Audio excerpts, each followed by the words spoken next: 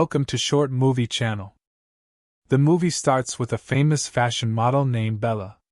She's walking down the street, feeling happy because her follower count just went up on social media.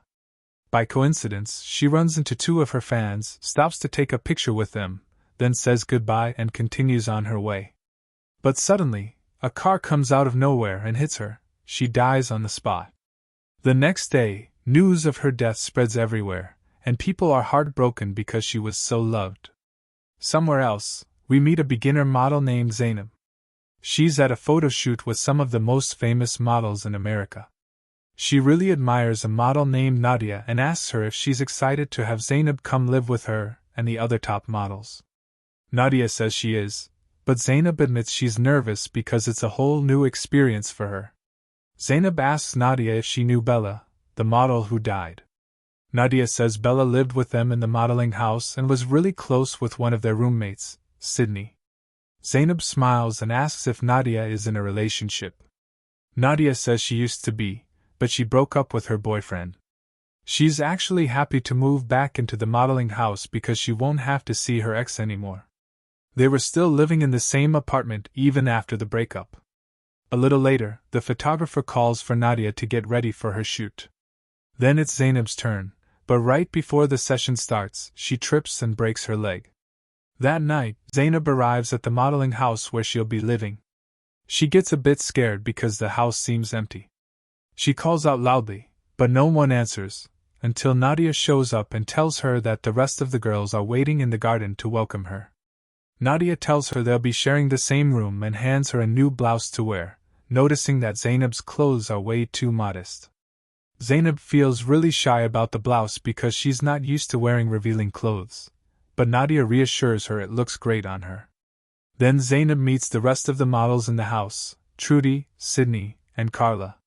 Even though Zainab is very pretty, Trudy kind of mocks her for always wearing modest outfits in her pictures. She explains that fans don't like modest girls and that Zainab needs to dress like them if she wants more followers. Right then, Zainab gets a message from an unknown number with a link, asking her to click on it. When she does, it plays her favorite song, and she gets excited that someone actually knows what she likes. But her friends get mad when they find out, and explain she shouldn't open links from strangers, it could be a hacker. A little while later, Steven, Nadia's ex-boyfriend, shows up. She's shocked and asks what he's doing there. He says he came to make things right and asks for a second chance to prove he still loves her. Nadia pulls him aside and tells him that men aren't allowed in the modeling house. If the agency finds out, they could both get fired. Steven insists he's changed and promises he'll never yell at her again. But when she refuses to take him back and tells him to move on, he gets angry and swears at her. She mocks him for breaking his promise just seconds after making it and then walks away. Later, all the girls hang out in the jacuzzi and play a game of Truth or Dare. The first dare is for Trudy to kiss Carla on the cheek, even though they know Carla is super germophobic and hates being touched. Then it's Zainab's turn, and they ask her to choose Truth or Dare. She picks Truth, and they ask who's been calling her all day that she's been ignoring. She tells them it's her father, but she's been estranged from him for a long time because he was an alcoholic who used to come home drunk every night and beat her and her mom. One time, he broke her mother's nose. When the ambulance came, her mom lied and said she fell down the stairs because she was scared that if she told the truth, he'd hurt her again. But eventually, her mom reported him, and he went to prison for a long time. Later, her mom married a lawyer, and they moved abroad together.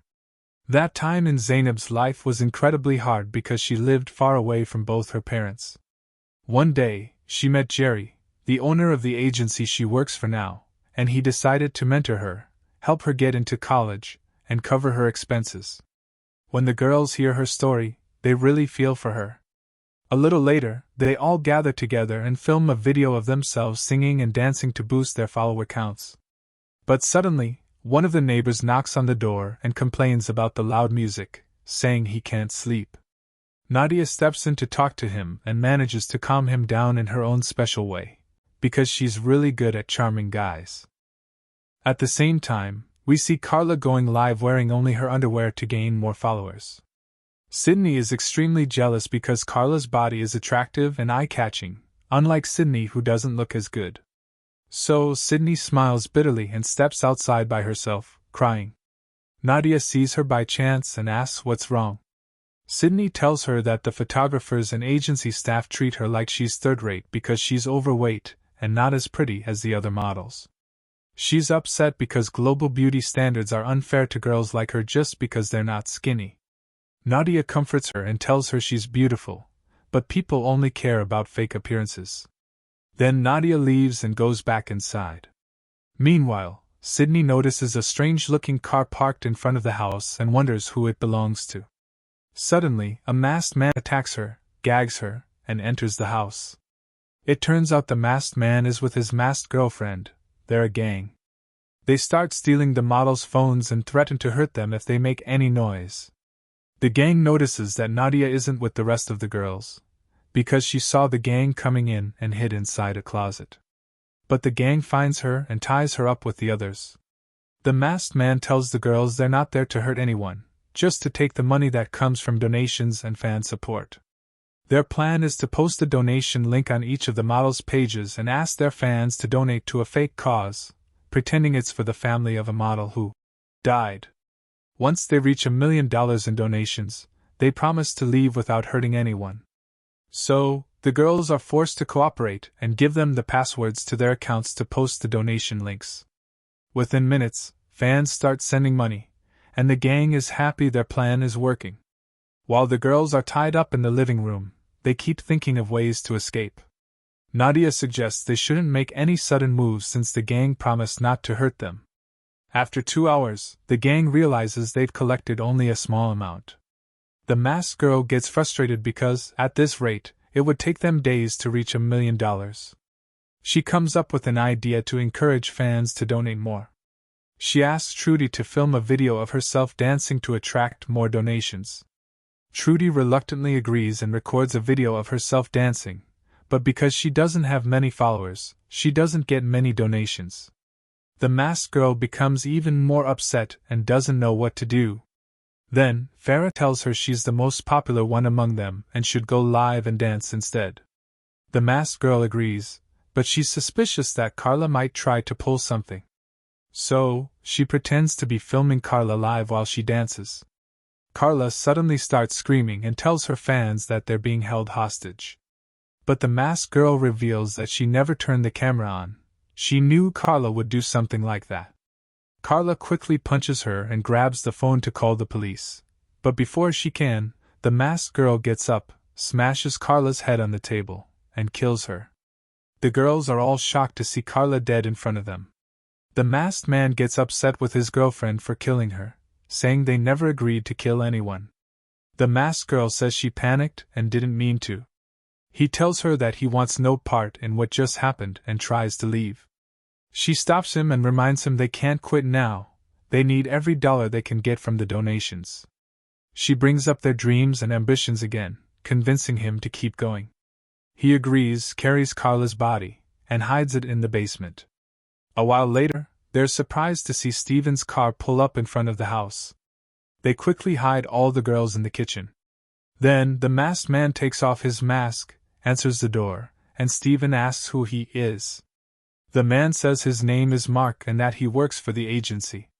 Steven says he came to make up with Nadia. Mark lies and tells him Nadia already left the house. Steven becomes suspicious and asks how he ended up in a house full of fashion models. Mark insists again that he's just an agency employee and tells Steven to leave, slamming the door in his face. But Steven senses something's off. He sneaks around to the kitchen window and sees all the girls tied up on the floor. He quickly tries to call the police, but before he can, Mark appears behind him and tries to attack. Steven manages to grab his weapon just in time and points it at him, threatening him. After that, Steven enters the house, holding Mark hostage, threatening the masked girl, saying he'll kill her, and kill her too, if she doesn't drop her weapon. So, she's forced to throw her weapon away. At that moment, Philip, the masked girl's brother, shows up and shoots Steven. Sydney quickly grabs her gun and tries to take out the gang, but the masked girl takes the weapon from her and locks her outside the house. She does that because Sydney is brave and strong and could cause trouble. Outside the house, we see the masked girl sitting with her boyfriend Mark, and we find out her name is Hania. But she doesn't reveal her name in front of the other girls. She notices that her boyfriend isn't comfortable with Philip being around them. That's because Philip is a ruthless professional killer. Inside the house, Philip is keeping watch over the girls and almost assaults Zainab. But she and the other girls scream until Mark hears them, runs back inside, and stops Philip from doing what he was about to do. While everyone is distracted, one of the girls tries to grab a gun from the floor and shoot, but unfortunately, Hania sees her, takes the gun, and accidentally fires a shot. Mark rushes to check on Hania, but she reassures him that she's okay. Then she asks him to go check how much money they've collected. He checks and finds that it's way less than what they need. Then Philip calls for Mark to help him hide Carla's body. Mark leaves Hania alone with the girls to guard them, but Hania passes out from her injury. The girls take advantage of the situation, untie themselves, and get ready to escape. Meanwhile, in the basement, Philip tells Mark that he doesn't approve of his relationship with Hania. He says Mark is a coward and nothing like them, and asks him to prove he's brave by dissecting Carla's body. Mark is shocked by the request and refuses to touch the corpse. Philip bursts out laughing and says he was just joking. Mark gets angry at the twisted humor and starts yelling. Just then, they hear the girls calling out. Philip goes to see what they want. Trudy tells him she needs to use the bathroom and asks him to untie her for 5 minutes. As he moves toward her to untie her, the girls suddenly jump him. It turns out they'd already freed themselves. Each one hides in a different place. Zainab makes a run for it outside before they can catch her. At the same time, Philip finds Nadia's hiding spot and takes her hostage. He loudly threatens to kill her if Trudy doesn't show herself. Trudy steps forward to protect her friend. Suddenly, she grabs something sharp and throws it at his head, then makes a run for it. Nadia runs too, but unfortunately, Hania appears behind her and starts choking her. She nearly kills her, but Sydney shows up just in time and chokes Hania until she dies. Trudy reaches the garage and tries to escape quickly, but Philip catches up to her and kills her. Meanwhile, Zainab reaches her neighbor and asks for help. Back in the garage, Philip comes out thinking Sydney and Nadia killed his sister. He ties up Mark and demands he surrender, or he'll be next. Philip pretends to give up, but suddenly pulls out a weapon and shoots Sydney. Nadia, witnessing this, screams and hides. Philip starts looking for her everywhere. Eventually, she appears and stabs him in the eye. She attacks him, trying to kill him, but he grabs something sharp and repeatedly stabs her until she dies. A little later, Zainab returns to the house and is devastated to find all her friends dead. Suddenly, she hears Philip approaching. Mark quickly tosses her a weapon to finish him off. She grabs the gun and shoots him. Mark then asks Zainab to untie him before the police arrive, but she refuses, blaming him for everything that happened to her friends. Mark insists he had nothing to do with it. He explains that it was all Hania, his girlfriend, who forced him to do this even though he was against it from the start. He tells her Hania was the one who sent the link to Zainab's phone and used it to find their location. That's when Zainab realizes she's actually the reason everything happened. If she hadn't clicked that link, her friends might still be alive. Moments later, the police arrive and arrest Mark. They take Zainab in for questioning about what happened. The twist? Hania, the mastermind behind it all, is still alive and managed to escape the house before the cops arrived. And that's where the movie ends. If you like the movie, give us a like and tell us what you think in the comments, and don't forget to subscribe to the channel.